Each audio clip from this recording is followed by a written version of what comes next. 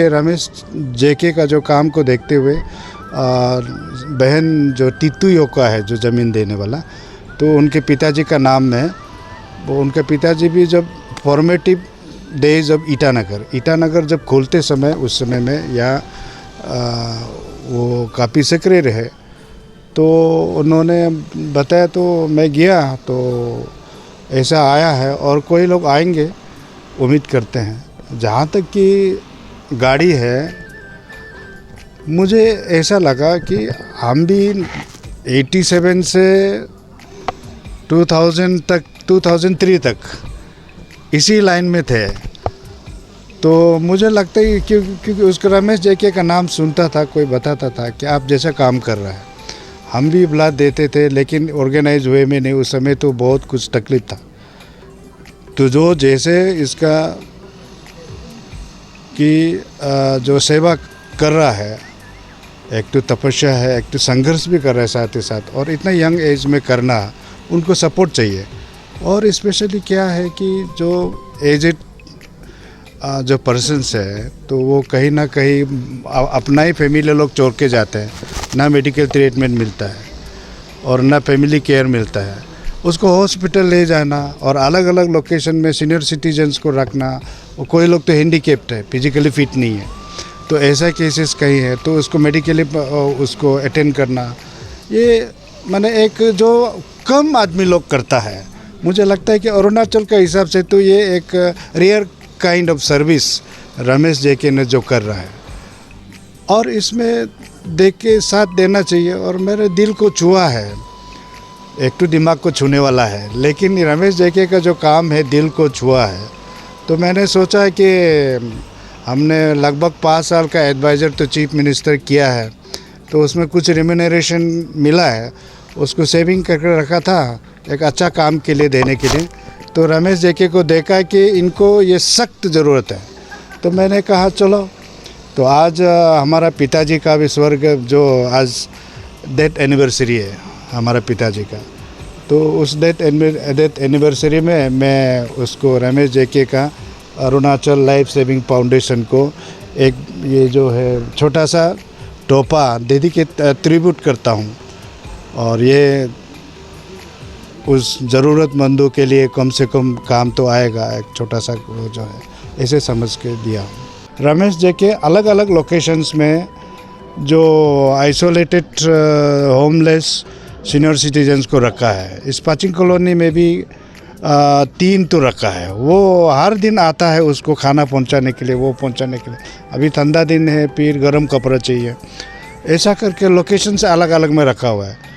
तो मुझे लगा कि उसको एक होम चाहिए ऐसा चीज़ को, जो ये नीडी है, वल्नरेबल है, तो इनको साथ देना ज़रूरी है, इसलिए डिस्कशन में लाया था आज।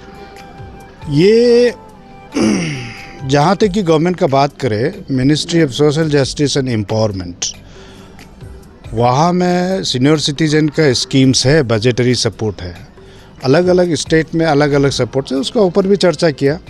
और जहाँ तक अरुणाचल प्रदेश का है कि उसमें बजटरी एलोकेशंस में सीनियर सिटीजन्स का स्पेसिफिकली क्या है, इसको हम लोग गवर्नमेंट इसका ऊपर में भी चर्चा किया। और एडवोकेसी गवर्नमेंट का साथ भी, गवर्नमेंट में लोगों रहते हैं, उसका साथ टेकअप करना होगा। तो सिचुएशन जो राइजिंग सिचुएशन जो एल्डरली जो सिटीजन्स है, उसका कंसर्न है अरुणाचल प्रदेश में भी। पहले तो जॉइंट फैमिली रहता था ट्राइबल्स में, आजकल न्यूक्लियस फैमिली धीरे धीरे हो रहा है, तो ये सिम्टम्स और सिचुएशंस दिखने को मिल रहा है, इसको भी चर्चा किया है।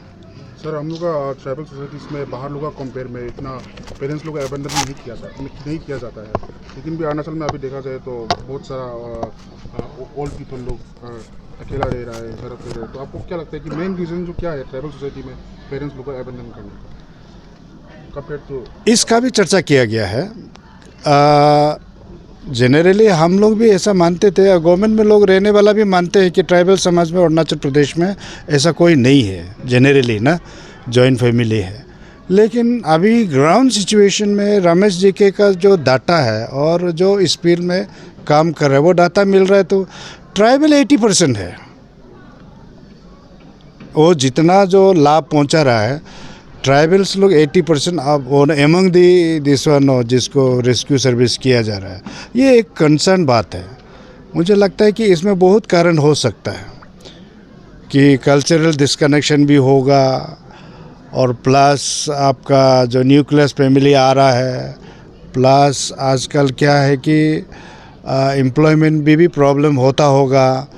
तो कहीं ना कहीं काफ़ी इसको स्टेट गवर्नमेंट को संज्ञान लेना पड़ेगा कि राइजिंग जो tribal elderly cases, isolated homeless कैसे निकल रहा है अभी, वो कंसर्न है, और इसको गवर्नमेंट के साथ मैं टेकअप करूँगा इसको मैं।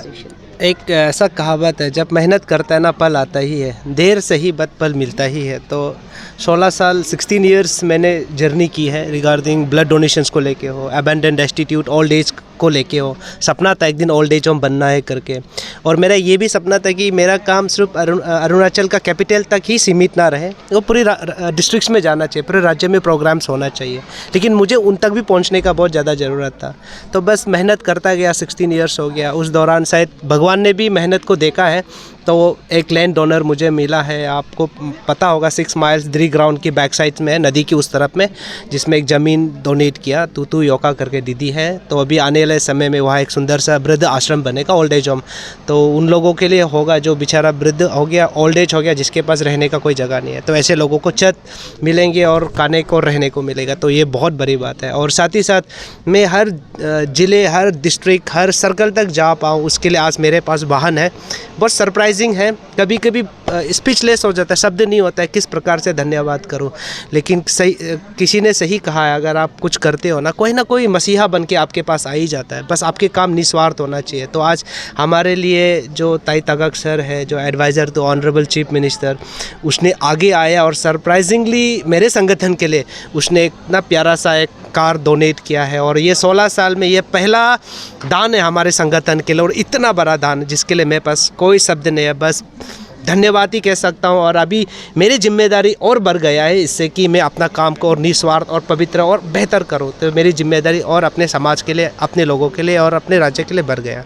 क्या आप बता सकते हैं कि आपका ओल्ड एज कब से बनने स्टार्ट है? हाँ, अभी तो ज़मीन मिला है, अभी हम जल्दी कोशिश करेंगे कि जल्दी शुरुआत हो जाए। अब इसके लिए एक टीम का हम लोग ने गठन किया है, अभी टीम बैठ के डिस्कशंस करेंगे और उसके ऊपर हम लोग वर्कआउट करेंगे। और हम कोशिश करेंगे कि ये रेनी सीज़न आने से पहले अगर हम शुरुआत कर सकते हैं तो हम डेफिनेटली उसके ऊपर हम कोशिश करेंगे। हम रमेश जी, इतना बड़ा एक प्रॉब्लम आप सॉल्व कर रहे हैं सोसाइटी के लिए, स्टेट गवर्नमेंट से कैसे हेल्प मिलता है? स्टेट गवर्नमेंट से अभी तक हम लोग ने एक्चुअली हेल्प बोल के इस प्रकार का अभी तक कोई निवेदन पत्र डाला नहीं है। तो उम्मीद करता हूं कि अगर हमारा निवेदन जाएगा तो डेफिनेटली स्टेट गवर्नमेंट भी हेल्प करेंगे, स्पेशली अभी का जो सरकार है और इस चीज़ में वो बहुत आगे है। तो मुझे पूरी विश्वास है अगर हमारी तरफ से एक निवेदन जाएंगे तो उनके सहयोग ज़रूर मिलेंगे। आज आप लोगों का काफ़ी देर तक मीटिंग चला है रिगार्डिंग ओल्ड एज होम यहाँ में खोलने के लिए, तो what were the discussions on, हमें कुछ बता सकते हैं? आज का जो डिस्कशन था ये सीनियर सिटीजन का रिलेटेड बेसिकली, पर हम लाइवलीहुड, जो self help group, micro finance, इसका रिलेटेड भी थोड़ा सा बातचीत हुआ है। और अपना अपना जितने भी मित्र यहाँ इकट्ठे हुए थे सब अपना अपना आइडिया कंसेप्ट शेयर किया है। But basically the main focus was what can we do for the suffering elderly communities in Itanagar and other places in Arunachal, उसका ऊपर में ज़्यादा हमारा डिस्कशन का फोकस रहा। तो मैं आया गुवाहाटी से हेल्पेज इंडिया का तरफ से, तागोक सर ने मुझे इनवाइट किया, मैं आया। तो एल्डरली इशू क्या है, what is the problem of the elderly people, इसका ऊपर में मैं अपना तरफ से थोड़ा मेरा जो अंडरस्टैंडिंग है वो मैं बताया। सो बेसिकली अरुणाचल में, ईटानगर में क्या सिचुएशन है वो एग्जैक्टली मुझे पता नहीं है, डाटा मेरे पास नहीं है, पर national scenario is very pathetic. वहाँ में isolation, neglect and abuse is a big problem. There is a problem of social value system deteriorating in our country. Joint family system से न्यूक्लियर फैमिली सिस्टम की तरफ चला गया, moved हो गया, तो जिसका चलते elderly people are left alone, they are neglected very much.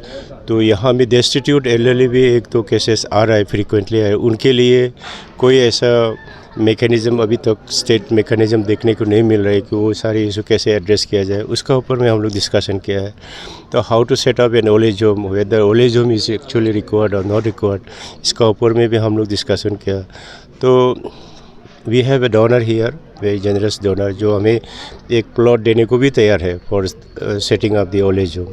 तो हमें इस अपॉर्चुनिटी को फ़ायदा उठाना चाहिए मेरा हिसाब से, और जितना भी हो सके हम लोग थ्रू एडवोकेसी इस चीज़ को, इस एल्डरली इशू को हमें आगे बढ़ाना चाहिए, so that the government stakeholder, society stakeholder जितने भी है, सबको ये इशू आज जितना भी जिस लेवल तक हो रहा है, आने वाला 10 साल में बहुत सीरियस प्रॉब्लम हो जाएगा इसको। By that time even if the government wants to address this issue, it will be very very difficult for the government, क्योंकि उसमें already there are several factors which are influencing all of अस।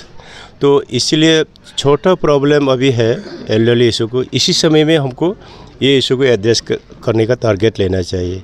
यही हम लोग का message था।